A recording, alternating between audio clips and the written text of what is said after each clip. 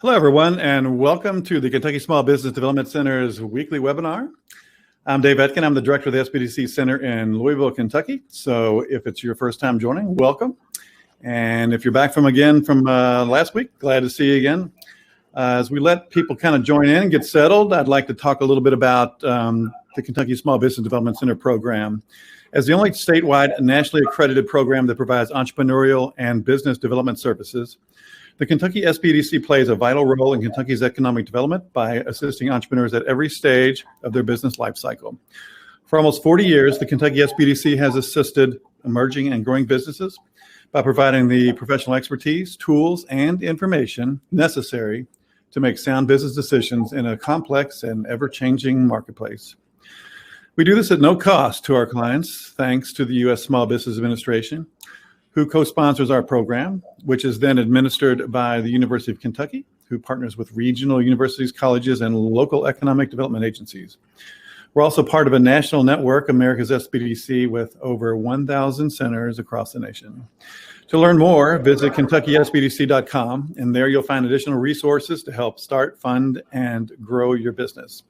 If you'd like to request personal assistance, email us at info@KentuckySBDC.com. or give us a call at 1-888-414-7232. As always, if you look to the right of your screen, you'll find the chat feature. And if you have any questions for our presenter, go ahead and post them there, and we'll answer them at the end of the presentation. And just to make sure you can hear me and see our presentation, go ahead and do me a favor and kind of type in your name and say hello. Tell us where you're joining us from. And again, I'm Dave Etkin. I'm the director here at the Louisville SBDC Center. We're one of 17 centers throughout the Commonwealth of Kentucky. And just so you know, today's webinar will be emailed to you later on this afternoon. There's Paul. Paul just joined us from Louisville. Good to see you. So today we're joined by a very special guest. Zack Zimmerman is a senior valuation analyst with the National Business Valuation Company, and they specialize in valuations for SBDC or SBA deals. He also has come from the Nebraska Business Development Center, which is kind of a offshoot of the SBDC, and had experiences with the Nebraska Center. You guys were great, and got me kind of started on some things. So good to see you today. We're going to talk about valuing your business, and we're getting a bunch of people joining us, Zach, so I know everybody's kind of interested in this. There's Carla and Phyllis and Dave and Kent, and so yeah, people from all over join us today.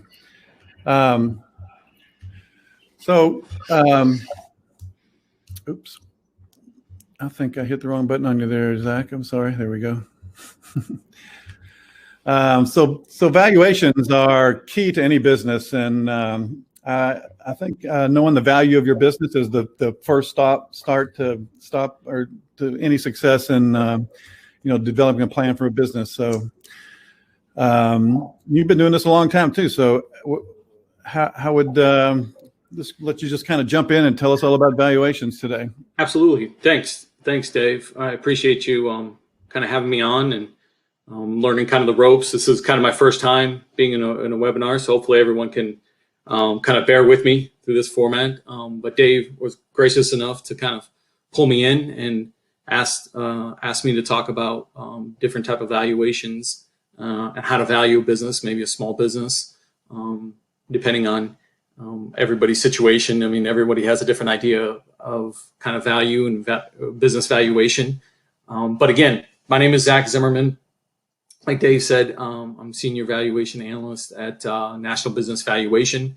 We're recognized by the SBA as a qualified source to perform certified business valuations in all 50 states.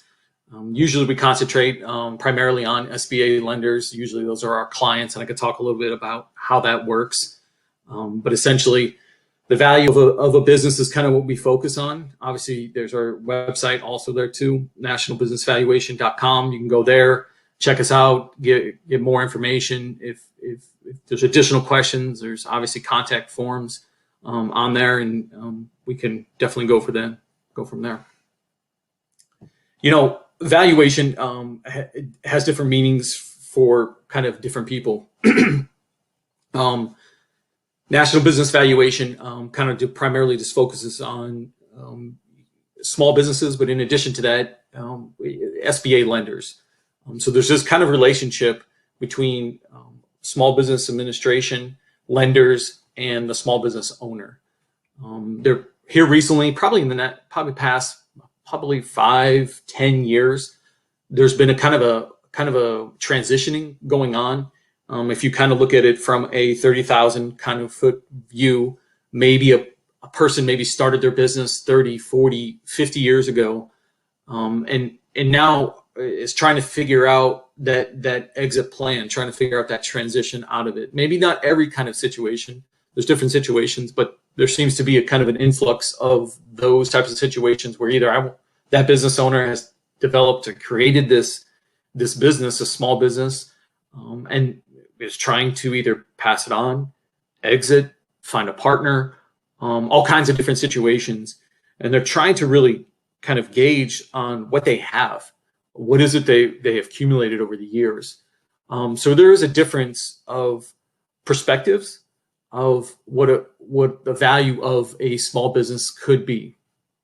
So again, there's my contact information. I'll go kind of pretty quickly through this. We'll probably kind of highlight on certain key points, certain considerations. And then if there's additional kind of questions, obviously there'll be a Q&A at the end that Dave, you guys probably been through this a little bit before. Or if it's a little bit more detailed, obviously my contact information is there. And you can reach out to me and we can talk a little bit further through either on the phone or email or whatever you think. Again, it's going to be kind of a quick, fast approach. But again, everything kind of highlights into it. So you have this kind of form of value. Well, what is value? What do you mean, Zach, of value? And what is it? Isn't it just I've sold a house before. I figured that I've sold cars before. You just say the value of it and you move on. Here's the price. You pay it. You go on. So there is, when it comes to small businesses, it's a little bit more complicated. It becomes a little bit more. It could become a little bit more technical. Obviously, the value of anything is essentially what you can sell it for. I know this seems pretty simple, but what a willing buyer or willing and able buyer is willing to buy it for, and what a willing and able seller is willing to sell it for. There's the value. The true value is really not determined until that money exchanges hands of what it is. You sell it for what you can get for it, and you can buy it for what you can buy it for.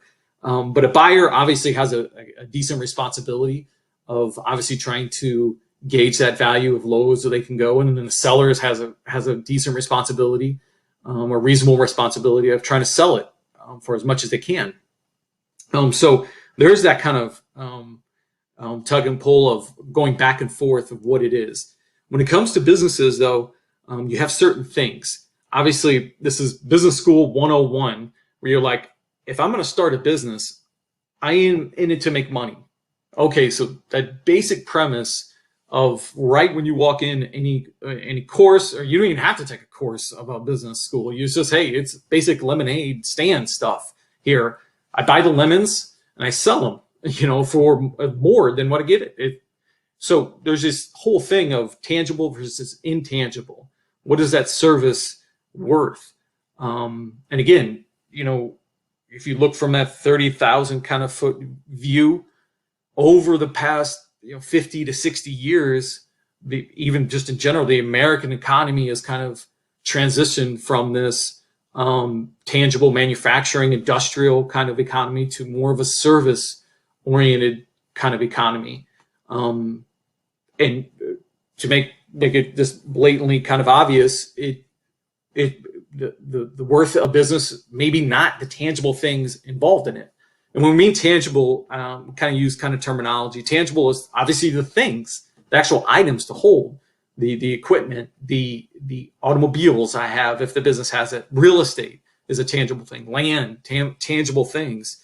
Can't you just accumulate all that? And isn't that just the business, what it's worth? Well, you can see that there's a problem with that when you're transitioning to service-oriented businesses, that the worth of the business is not something tangible. I'm literally providing a service. Hey, cleaning, restaurants, accounting practices, medical practices. These are all things that have value, but they might not have very many tangible things involved. So again, you have that kind of back and forth, that tangible versus intangible values. That tangible kind of value of a business, if you just accumulate, let's say, a liquidation value is kind of a banking term a lot of people use, a lot of bankers use, different types of value, those tangible things. Figure it out, how much is it worth, what can I sell it for, fire sale value, whatever terminology you want to use, and sell it, and then liquidate it. I mean, essentially, kind of eliminating the business, eliminating the employees, finding out that the value of the business is just kind of the bare minimum floor value of the intangibles. But what if it's not? What if the business continues beyond just, let's say, the ownership group, or just beyond and it just functions by itself? Okay, so there's an inherent intangible value with this, and then putting a number on that is what we're trying to do. Obviously, that's that terminology of transitioning from value to valuation is that. Okay, so this thing can function beyond just this tangible things of the business, and that's what we're trying to get towards. Now, there's all kinds of ways you're trying to determine this, and there's all kinds of reasons you're trying to determine this. Some of the possibility reasons that you're trying to do, partnership. I'm trying to sell it is an obvious one. Maybe you're trying to buy it. Maybe you're trying to buy a business and you're trying to figure out, yeah, there's nothing really involved in this business, but I know there's something there. They have a customer list. They have the name. They have the location that they're at. They've been there for a long time. They have certain vendors that are special, a licensing type of agreement. Franchises are very, very common with this. Maybe I'm trying to buy out a partner and I'm trying to get a valuation on what a fair and equitable idea of the value of business would be to have that partner exit. Maybe the partner have some sort of health concerns. Estate planning is a huge one, where you're saying, look, the ownership died. The business is still functioning. It's still bringing in a certain amount of money, that profit that we talked about. It's going on to the heirs. The heirs, there's a certain estate involved in that, and the IRS is very interested into estate tax kind of obligations that inherent value of that business might have. So the IRS gives us a lot of guidance on what it might be. What kind of we deal with lending a lot of the time, and the reason why we deal with that is there's a lot of buy-sell type of agreements. If a buyer is trying to buy a business, they might need financing to finance that business. And the SBA is kind of intuitive when it comes to their kind of policies. They understand that, okay, yes, the value of this business is more than just the tangible items of it, but how much more? And they allow a lender to lend against that business that borrower is trying to buy. But again, they need a third party involved. So the SBA gets involved into that financing. If you guys don't know kind of how SBA works, just to put it in a real quick summary of how it does, traditionally speaking, banks lend on assets that are tangible. Again, there's that word again, tangible assets.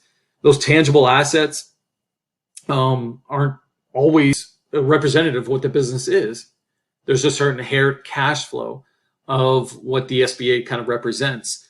And that there's a disconnect there, and that's why the SBA program got started in the first place. You have lenders that won't lend against intangible things. They only lend against tangible things, unless they have a guarantee. They guarantee that they won't lose money on the situation. Because if the deal does go bad, the bank's gonna repossess the tangible things. They're gonna sell the tangible things to cover their losses.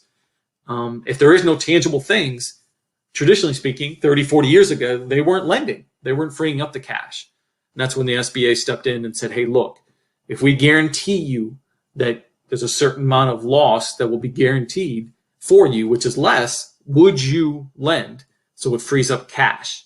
So if you understand that concept of why is the SBA involved in these type of transactions, that's kind of the reasoning. Part of the process that the SBA requires, though, if a buyer or borrower approaches a lender and says, I want to buy a particular business, I want to buy it for $1 million, the lender needs a third party to validate that $1 million. A third party to say, hey, look, an independent third party that's from a qualified source that says, hey, could you let us know that, is this correct? Is this value? Are we in the ballpark that this business is worth $1 million? Again, that's a basic example. And that's where I come in. That's where third parties come in to say, yes, we value the business for the lender to make the transaction happen. So we're trying to determine that tangible versus intangible item involved in the business. Well, how do we do that? That's the biggest thing.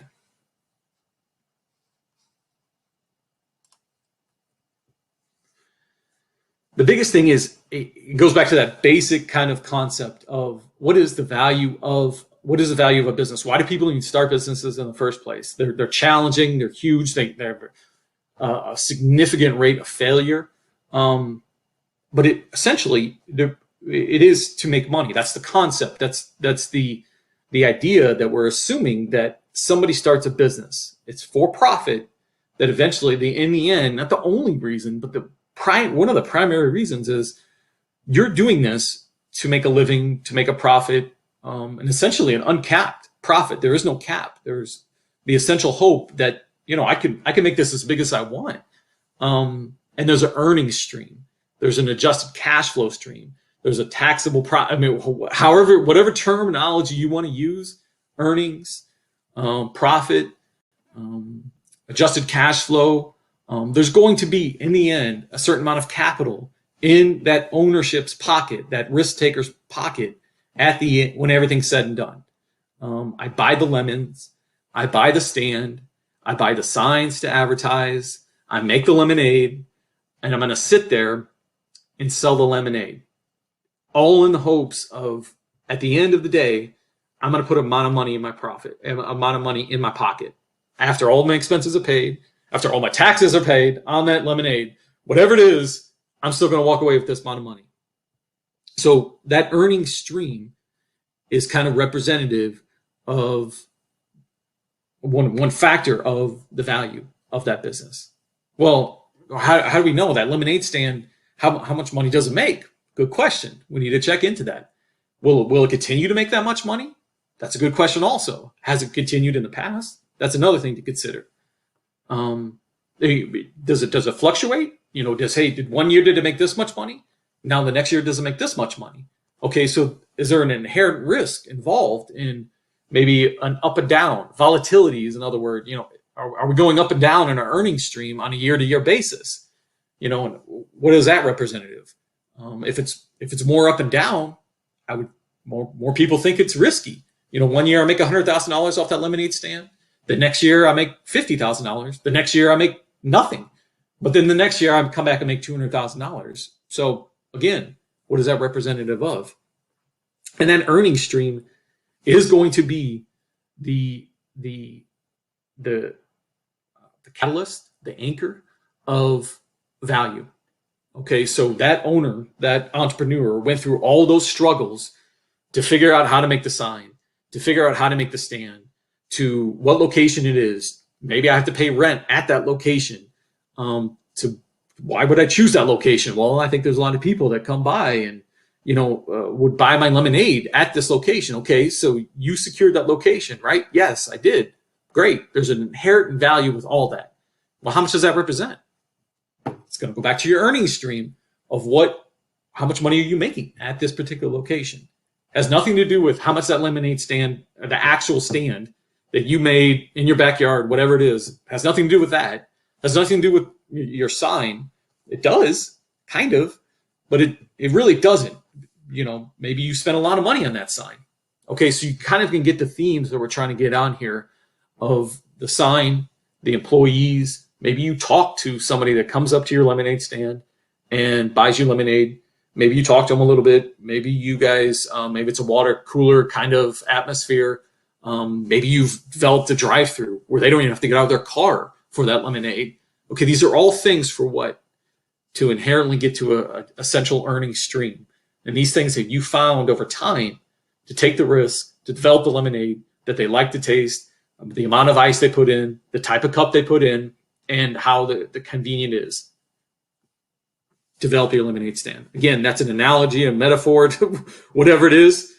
But again, that develops that earning stream, that profitability of that valuation. Again, different way. Why would you want to even care about the value of it? Aren't you just making lemonade? Aren't you just making a living?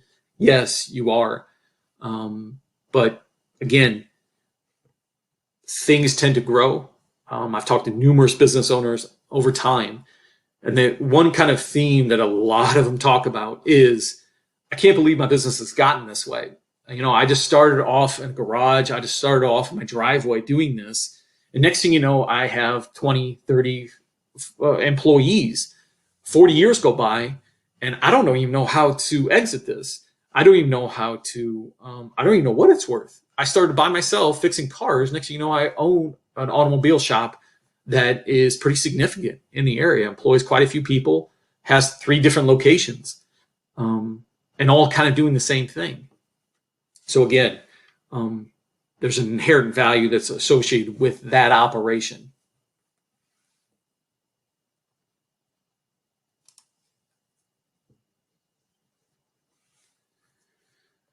There's a couple different things when you're talking about, well, okay, we're talking about an earnings stream. We've kind of gone away from the intangibles point of the business valuation.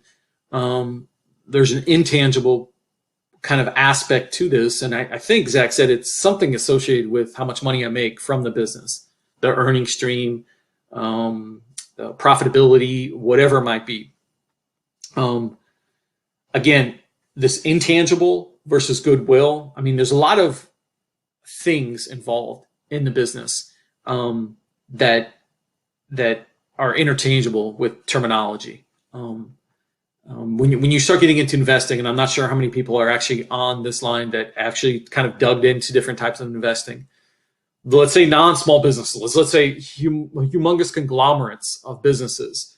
They never really talk about the tangibles, okay, of that business. No one really cares how much equipment Apple has. No one really cares how much equipment Microsoft has, or even if they how many buildings they have. No one cares. Why don't they care? Because they represent a certain amount of intangible goodwill. Probably in those cases with those public kind of companies, you're talking about market cap. You talk about market capitalization. What is the share price worth compared to how many shares are out there? And those go back to, well, why does that share price go up and down? Because future prospects of the business, of the operation, how does it represent that what I think this business is going to do, how much can it do into the future? Okay, so I have my cash flow from what I've done in the past, my historical kind of earnings, but is it going to significantly increase into the future? Microsoft has done this in the past. Will they continue to do that? Probably. Will they continue to do more? Yes, that's where you start to kind of get into speculation of any type of business you can kind of apply to. Microsoft, even smaller businesses. Is the business what it is right now? Their historicals have that, it represents what it is going to be?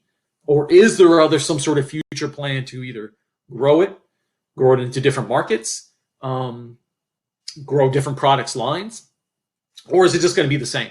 Okay, now most of the time, businesses are mainly the same. Small businesses, excuse me. Small businesses definition, you see different definitions out there, but you're talking about probably less than 50 employees, small businesses, less than maybe $5 million in top line revenue, in sales revenue. Those are kind of considered small, okay? There's different definitions out there, but they represent a certain amount of historical kind of operation. A small business owner has been involved and been in business for 30 plus years. Okay, great. They've grown, but they've pretty much been at the same location. They've kind of have the same product lines. They've tweaked it a little bit. They brought in some technology, but maybe not much. And they've kind of done things the way they've done. Okay, so the future prospects of that business, it kind of is what it is. It's going to be what it is going to be going in the future.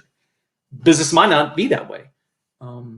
A business might have, been operating for the 10 years, and they've developed a certain methodology that is no technology whatsoever. Maybe they've just been using paper type of things, invoicing, collecting, marketing. A buyer maybe come in and see a huge opportunity right there into the future of it. But that might not represent what it has been operating. Okay, I'm going to have to change the operation going into the future. The buyer is going to have to invest into different types of marketing. I'm going to have to invest in different types of software, cloud-based software, to kind of get to that future kind of value that I have.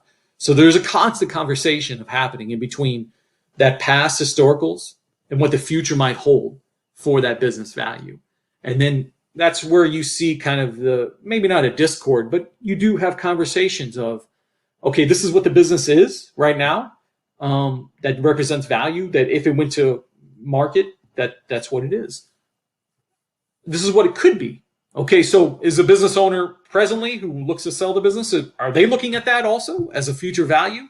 Or are they looking at it just from a historical value? It is what it is. Okay, so there's a little bit of discord going on and always a conversation. How much intangible is too much intangible?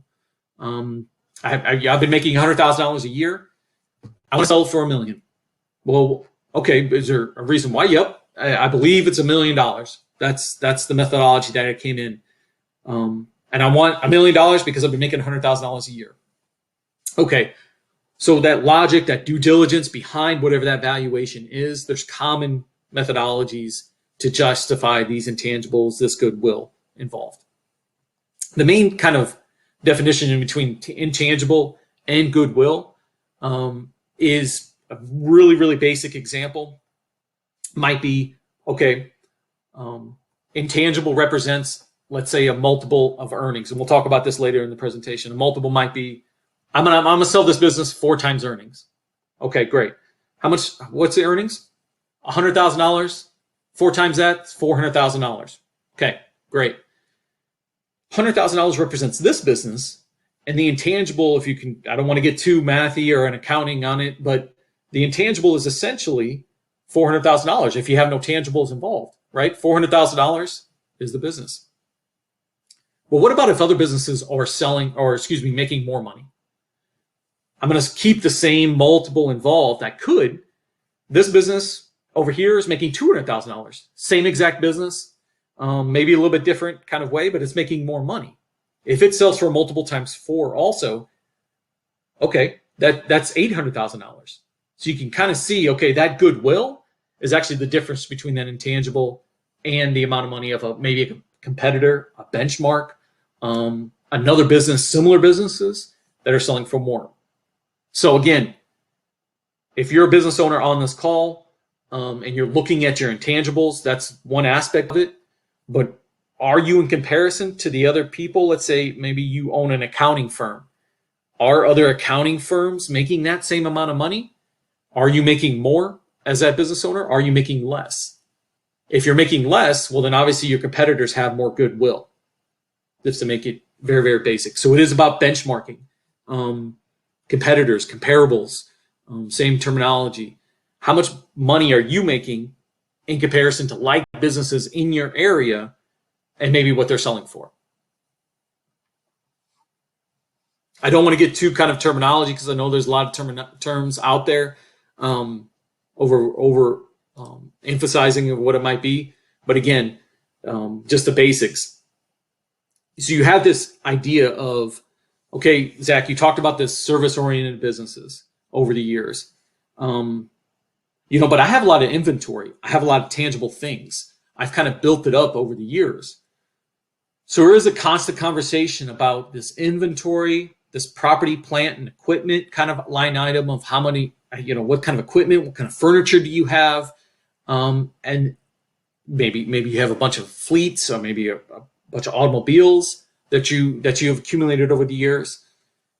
But those actual items very well might have an inheritable value that's less than how much money you're making. So you do have this balance going on of saying, do we have too much inventory? Do we have too much equipment? Do we have too many automobiles on the books? Maybe I have 10 automobiles on the books.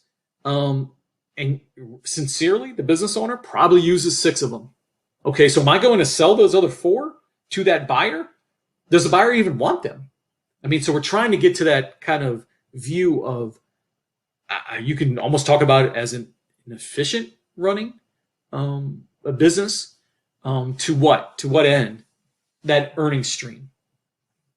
You will see, I dealt with an example just the other day of a jewelry store. And the owner passed away, and I was talking to the attorney of, okay, well, how do we value this kind of business? We've had one value come in and talk about their inventory of this jewelry. We have another value coming in talking about the earning stream of the business. I mean, it seems to me like, the inventory amount has a certain amount of value also. But when you really think about it, and you don't need to be into valuations to really kind of understand this, maybe there's too many diamonds. Maybe there's too many inventory things that are collecting dust that are on the books have a certain inherent value, but it is not really representative of the stream. How much money does it cost to secure them? How much money does it cost to store them, to keep track of them? If we're not consistently turning those items, why do we have them?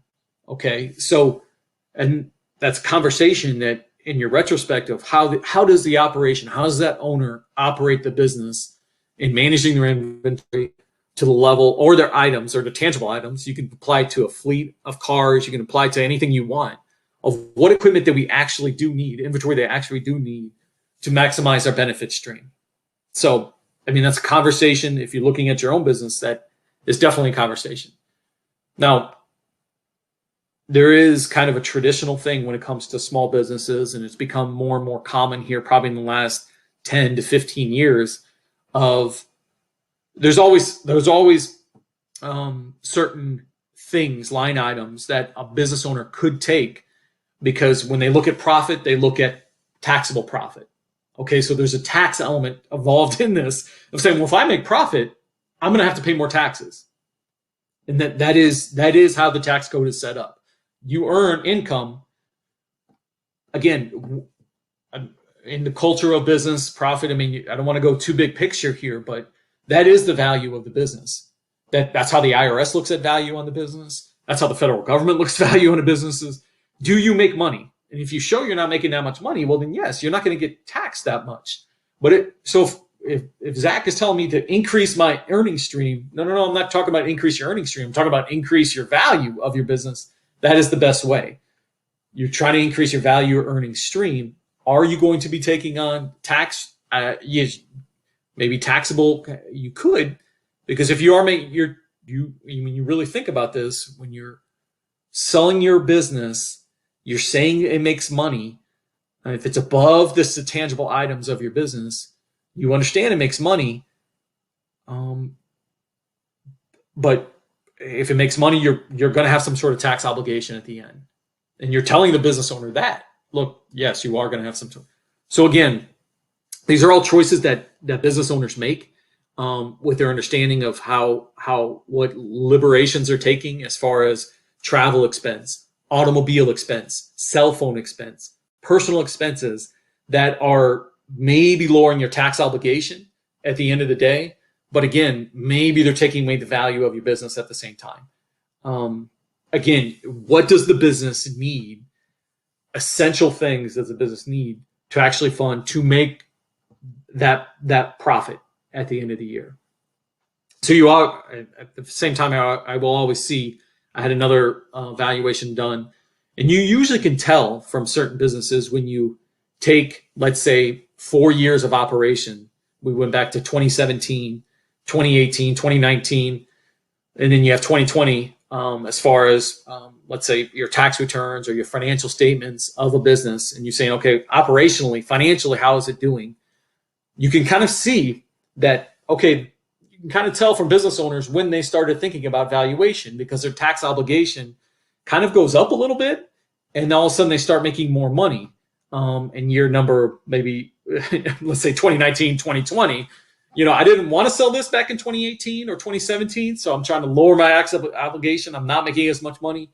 And then you can kind of see the progression. Okay, yes, they're gearing up to start selling it and make more money. So again, these are all kind of items that I would definitely suggest you talk to any tax advisor on, or your CPA, your accountant, or some sort of trusted advisor to say, look, if I'm looking at selling this, this is what the value is going to be based on. I'm going to have to consider that moving forward if I'm looking at either exiting, selling into the near future.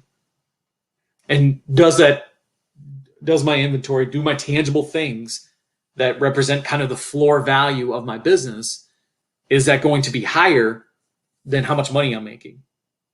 If I'm a business owner and I have a bunch of equipment and I'm taking on this equipment, all these tangible items, that equipment very well might be worth more than how much money I'm making in comparison. Again, remember the main point here is lowering down my tangibles, increasing my earnings, because we live in a capitalistic society. It's all about capital. It's all about money. Then increasing that, I'm increasing my value. I don't need to increase my tangibles, whatever it might be, unless you want to sell the tangibles. That's fine. You can liquidate those. But again, we're not talking about an intangible value then. We're not talking about operational value. We're literally just talking about tangible assets.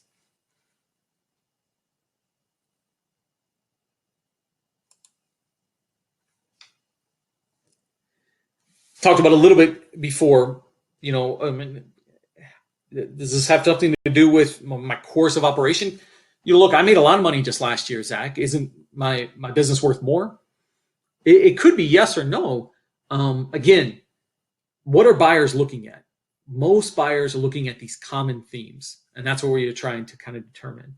They're trying to look at a course over time of how much the business has made. Did it lose money one year, but those other 4 years, did it make money? Okay, there's still volatility involved there. Remember that volatility represents that roller coaster. It represents the up and down of a certain business. You've made money. You've sold a lot of lemonade. Now you have 10 lemonade stands around town with good locations. Okay. You keep on bringing them on, and you've had 10 lemonade stands over the past 5 years. You've made money consistently.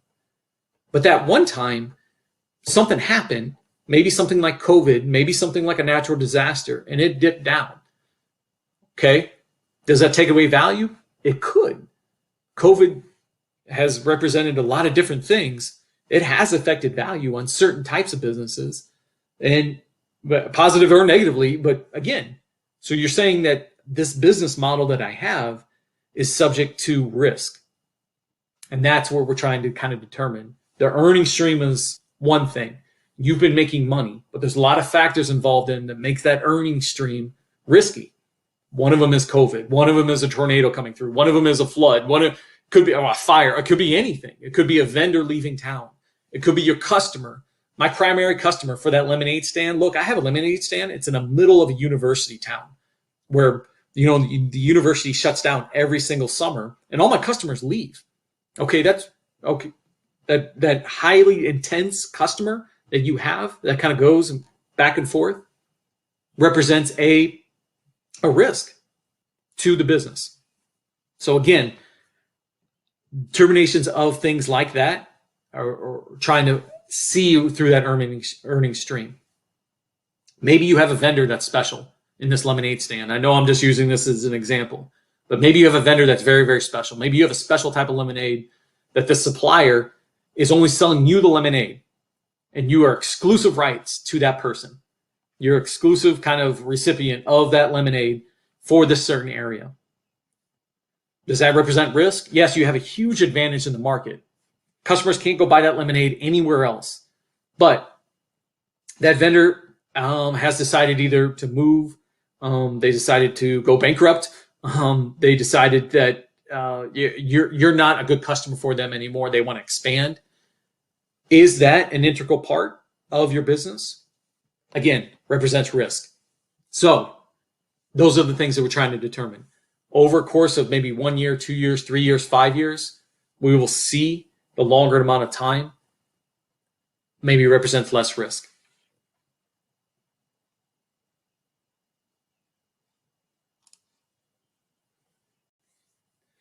We talked a little bit about multiples earlier. When you're saying, okay, well, how do we determine kind of what is a fair market value of exactly what my business is? I don't want to get too much into terminology here.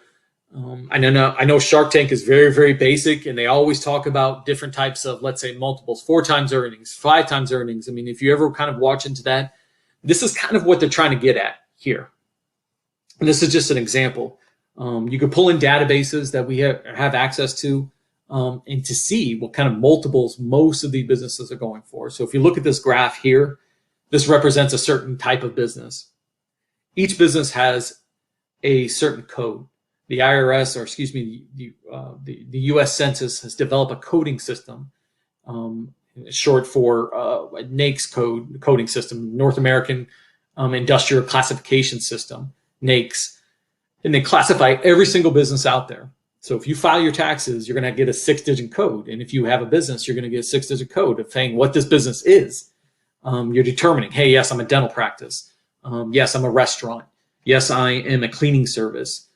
That all has a 6-digit code. You take that code and you can kind of see, obviously, if you have access to databases, of what the businesses, similar businesses are selling for and how many transactions are at a certain amount of time.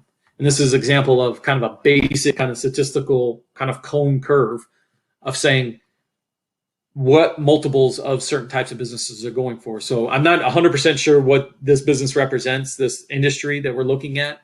I just pulled it for it. But you can see that 3.58 represents the multiple, which is your MVIC, which is your market value of invested capital divided by your discretionary earnings. Again, this is a terminology thing. Essentially, it's your price, the value, divided by your discretionary earnings, how much the business earns, and how many transactions have happened within that certain multiple. So the majority of, for this particular business, majority of the transactions are happening within the 3.58 multiples. So if you're saying, well, I want to sell the business for 10 times earnings, that's fine. But again, most of the transactions are happening within right around the 3.58, 4.25. You can see that. If you have an owner, or if you're an owner yourself that says, hey, I want to sell my business for $1 million and it's making $100,000. So that's a 10 times multiple. Are transactions happening like that? They are. Are they common? Probably in this scenario right now, no, they're not common. That's probably more in the, I don't want to get into percentiles too much, but that's more in the 80th to 90th percentile, that you were saying that 90% of the transactions happening are actually below that multiple. Okay, so most likely for this kind of scenario, you would be selling into the 3.58, the 3.75, the 3.85, the 4 times multiples within those transactions. I mean, these things are out of your control as far as business owners. These transactions are happening, they're getting recorded. And then a person like me kind of says, okay, well, what are multiples going for in this certain industry? And you can tell. Are they selling for less? Yeah, they're selling for less too. A buyer could come to you and say, hey, look, I want to buy for 2 times earnings. Well, again, most of the time it's going to be going higher than that. It's going to be going for kind of that 4 middle range. Now, every single business is different. You're saying, hey, look, I have a TRaaS kind of delivery service. I have a service-oriented business. I have a practice that's kind of unique. Can you look it up? And that's fine. But again, you're trying to find that range of what that 50th to 60th percentile, meaning that, yes, some are going for more, some are going for less, but the majority of sales are going within this range.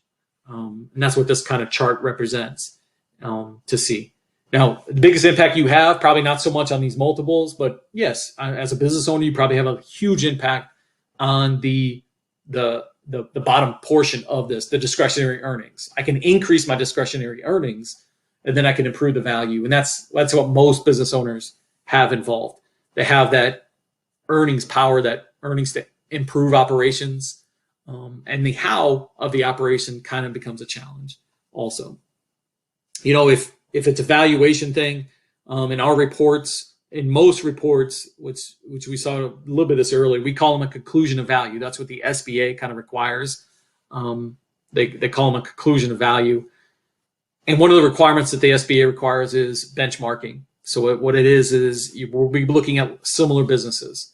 So if we go back to our lemonade stand example that we had, we're going to be looking at other lemonade stands in the area, how they're operating in comparison to, let's say, our subject, let's say yours. If we're valuing your kind of lemonade stand, we're trying to see how that operation is working in comparison to others. How much are you paying your employees? How much are you paying in rent to put that lemonade stand there? How much are you paying in officers' compensation? How much are you paying in utilities? How much are you paying in miscellaneous expenses? Is that common with other people? I mean, is that what other lemonade stands are paying for also? And then you can probably can see, and we talk to a lot of business owners about this, of saying, look, you're paying your people as far as labor, probably a little bit higher than others. And that might be a huge advantage because you're attracting more employees, or maybe you're attracting better employees. But again, well, how does it translate to bottom line? Well, I'm not just going to hire the cheapest people out there. Totally understand that too. Again, this is all about strategy on how you're running your lemonade stand. I want to hire this, this, and this. But again, what are you requiring them to do? Are you overpaying them for certain things? Because these lemonade stands over here, they're not paying their people as much. And they're making either more money off of it, and they're about the similar size as you. So does it translate into the value of the business for your customer? So that's something to consider. Same thing with rent is a big thing. People pay premiums on rent. People pay below market on rent. Discretionary type of things, miscellaneous things. Insurance, for some reason, some businesses carry a lot of insurance, some don't. Again, what is it that we can see, just not from the expense side, that bottom line side, but also that top line kind of side? Do I need to invest into advertising significant portion? Will that increase my top line? I know we're wrapping up here a little bit. This is just a different chart, very, very similar to the one beforehand. But again, multiples on the side here. This is just a bar graph, and the transactions happening. Again, the MVIC, which is obviously your price, divided by your discretionary earnings of the business. Yes, I want to sell this business for 6 times earnings. Okay, there's a few transactions happening like that, but there's not many with this particular industry happening. And again, are those earnings, even if you do 4 times earnings, 5 times earnings, is that going to be higher than the actual tangible items of the business? Well, it's a service-oriented business, so yes. Okay, can see that. But if it's a manufacturing business, if it's a certain type of business that requires a lot of either freight or some sort of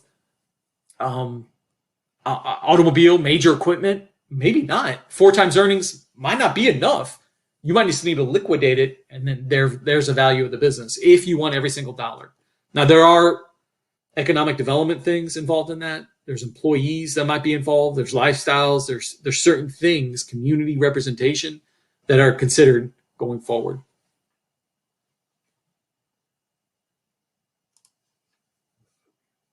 Again, I know kind of a little bit all over the place. Hopefully you kind of had a general idea of kind of the basics of what value is. Their earning stream obviously is huge. At the end, there's tangible, obviously, items to consider too when you're either trying to value a business, what you have. But essentially, and this is kind of the biggest thing that kind of helps, is it's a money machine. Okay, if we're not just valuing machines, we're not valuing tangible. We're valuing the money machine that you have, all the things involved in it. How much actual kind of capital does it produce at the end when it produces the cash? Now, you as a business owner are tweaking that machine left and right. You're making different kind of calculations. You're maybe improving it certain ways. You're probably generating it at the top, maybe where it produces more money. But again, that's kind of what we're kind of value here is how not just revenue and money, but again, what kind of operation do you have and how much money consistently does it produce in the end that would value for a potential buyer. Because when that buyer takes over, they will have the same type of expectations for that business that it is producing cash over time. And that's how we're going to be looking at it. And that's where you have intangibles. The entire goal of that business owner is going to be the intangibles. I want to get my value of my business higher than the tangible portions of whatever investment I put into it. The representation of. Again, if there's additional questions where you have certain situations where, hey, Zach, can we talk about my lemonade stand? Can we talk about my certain operation? That's fine. If there's my contact information is right there. You can obviously go to the website too if you wanted to go through that methodology. Always open to different conversations, even just small ones. I mean, no charge, it's free. If you have a certain type of unique situation you want to talk about and bounce ideas, that's fine too. We do that all the time. I can talk about this stuff a lot all day long, but again, my contact information's there going into the future. So again, I think hopefully Dave's still on. That's all I have, Dave, for you, man. That's right. That was awesome. Thank you, Zach. So I'm going to jump right in and ask you the big question, the big elephant question in the room. And I want to thank Jeremy for I wrote it down first, but Jeremy's kind of popped in on the chat. And if you have some questions out there, please go ahead and put them in the chat, and we'll get to it. But Jeremy's talking about tech startups and how you value them, and especially when they're pre-revenue, unproven. They have no assets. They have a couple guys and a little bit of intellectual property that's not technically, who knows what it's worth. I mean, what do you do with that? So yeah, I mean, you have different methodologies in there. Again, I mean, you get it to. I mean, you do this for a lot of different private equity firms. You have to do different models. Okay, if I'm selling the future, or am I selling the past? Okay, so techs usually are selling the future. Okay. The future is obviously kind of unknown. This is my earning stream. This is potential market cap. This is what I'm going to get to. There's different terminologies involved. It's called a discounted cash flow. What you're saying is, I'm going to get this certain amount of revenue stream in a certain amount of time. Okay, so in 3 years, 4 years, 5 years, look, 10 years down the road, that's totally fine. There might be venture capitalists who believe that. Is it common? I wouldn't say there's a huge amount of individuals out there. Even Facebooks and the Amazons and all the unknowns that didn't make it had a huge amount of discounted cash flow, and they never made it. Okay, so getting to that methodology up there, or getting to that whatever dream, future, whatever thing that you're painting, that picture that you have, you have to consider there's probably a small amount of venture capital out there, but there is a way, and it's going off of projection. It's going off of a forecast of whatever that ownership thinks, whatever cap that they're looking at, because the owner, it is going to be a lot on the owner, what their vision is of whatever they can achieve within probably the next 3 years. Nice. Let me ask you another quick question here. And again, Rodney has a question, but I'm going to ask this one first, and it has to do with sellers' discretionary earnings and using that as a tool to come with a value. And I have seen where some things are added as part of that value, which I don't personally agree with, like the owner's salary. I mean, if the owner's gone, somebody's got to run the business. So that salary is an expense, not a discretionary investment return, right? I mean, what do you give us? Dig into the discretionary, this whole idea of how you calculate that and pull it out of a P&L and balance sheet. So it really comes down to a conversation, honestly. It really does. I mean, you can see different types of officers' compensation at different types of levels. So you really have to make a determine is that owner essential? Okay, so yeah, who's going to be running the business? I've worked with owners that, they're not running the business. The business is running itself, and they're collecting a $200,000 salary and golfing all day. Okay, so you're trying to make that determination. Probably we use key person interviews here to say, hey, look, how does it literally work for you in the past few years? You can kind of work with business owners too, and they kind of determine that. They say, hey, look, yeah, the business needs me. Usually you can just tell, yes, this is my full-time job. This business will fail without me. I need to be here. Okay, if you're going to exit, then I need to replace that salary with you, and then we need to adjust from there. So that seller discretionary earnings you're trying to determine usually through a conversation. Probably probably not, maybe 7 times out of 10, you can say, look, the owner really hasn't worked themselves out of a job, because that's what you're trying to determine. Does the business really need that? If you're a doctor, it's obvious. We can't have a practice without that doctor. So we're going to pay some sort of doctor in there. Again, and then you use benchmarks too. You can kind of see you might be overpaying yourself also. The owner can do whatever they want, right? Right. So then you adjust it from there. Okay, cool. Thanks. That clears that up. Rodney wants to know, hey, Rodney, I understand the size of the company may drive the fee for an evaluation, but what is the average fee for evaluation? So the fee, it depends, like you said, it depends on the certain situation. We do it for lenders a lot of the time, and usually it can range. Depends on how fast you need it. Lenders sometimes come to us and say, hey, look, we need this tomorrow. We need this really, really quickly. So there's a premium involved in that. Our average price is right around the $3,000 to $4,000 mark, right in there. For lenders, it's a little bit less because lenders obviously represent a certain amount of volume, depending on the thing. But anywhere from 2,500 up to 3,500 usually is a good range on a certain valuation. If there's a certain time frame going on there, we kind of consider that too. But usually it's a certain our turn time is right around. If you did it, let's say today, probably right around that 2.5 weeks, right around there turn time. Involved. The key person interview has a lot to do with that too. Yeah. All right. Jeremy asks, isn't the multiple much higher if you can embed the information into the internal workflow, so when the exact team steps out, the full value is still there? Or the executive team steps out, the full value is there. When the executive team steps out? Yeah, when they leave the company, yeah. Okay. So they're talking about like ownership? Yeah. Okay. So it could. The charts I was showing you before, obviously those are transactions that are nationwide. Depends on the area. Sometimes we try to pull them down in, let's say, California, New York, wherever those specific businesses are. But those multiples are, we're talking about percentiles here. Okay. So the majority of the time they're selling for these types of multiples given that discretion. Now, I don't think the multiple would quite increase as much as the discretionary earnings would increase.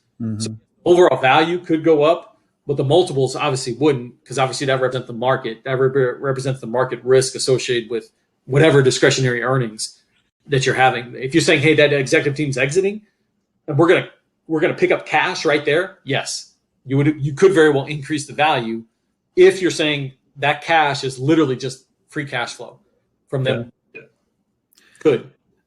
That kind of reminds me of something that a friend of mine always says. He says you can't control the range of multiples, the brackets, but you can control where you fall within that range. So back on Jeremy is what he's kind of getting at is maybe what I'm taking away from it anyway is that if you can kind of minimize that risk, so you as a evaluator is not discounting my multiple because of the risk of employee concentration or customer, the whole list. Yep. So maybe talk a little bit about how you if you're thinking about selling in the next year or two, what were those things that a business owner should do that would drive that value when you come in and look at the company? What are the things that they would want to look at? Yeah, the biggest thing is probably the most common that we've talked about over time that we see the kind of big red flags are like you said, customer concentration is a big one.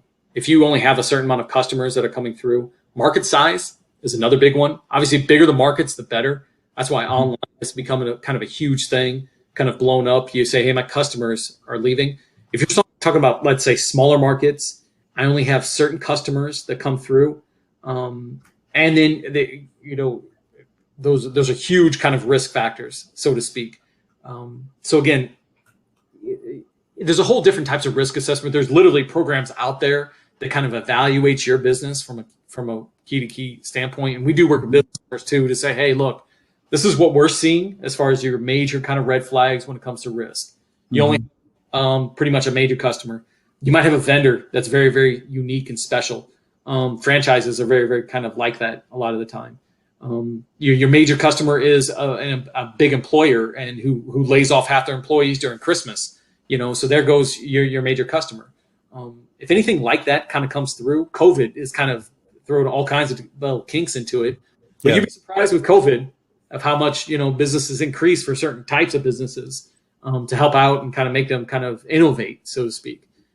Again, determining those things kind of happens with the conversation and over time, but those are the most common. Do you have any? Do some companies get valuations on a regular basis just as part of the way they do business? Why would a company want to do that? So, like you said, a lot of it has to do with that earnings stream.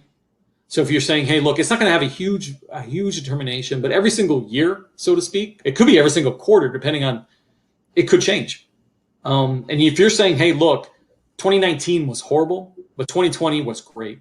I know maybe that's not going to happen, but it was great. We suggested probably at least on an annual basis. Mm-hmm.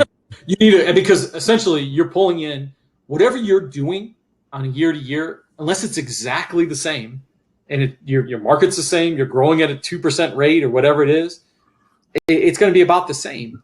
But if you're kind of adjusting, or if it's kind of pumping up your top line, and you're trying to work on your bottom line in between as a business owner, you're going to inherently increase the value of your business.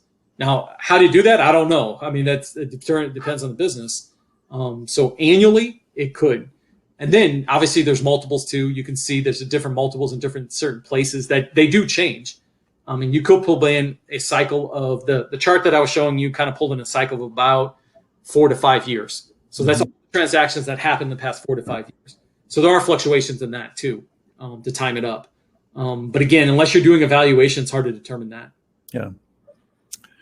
Interesting. Looks like we don't have any other questions. We're at the top of the hour here. So, well, Zach, I really want to thank you for coming today. This was really cool. This has been quite interesting, and I'm glad I got to get a couple of my questions in there too. A couple of little things have been bugging me for a while, so I appreciate that. So hopefully we'll have you back here in maybe another 6 months, 8 months, and let's talk about maybe doing some other things about valuations and dig in a little bit deeper here. This was kind of like the first step, but valuations are super important. Definitely. Thank you, Dave, very much. Appreciate it. Okay. Thanks, everybody, for coming today. Thank you again, Zach, and we'll be back next week. And next week, actually, we have Dave Pierce coming to talk about a little bit, a segue onto what Zach told us today about what you can do to kind of increase your valuation through some improvements in your operation. So that'll be pretty cool. Looking forward to that. So thanks, Zach, and thanks everybody for joining us, and we'll see you next week. See ya.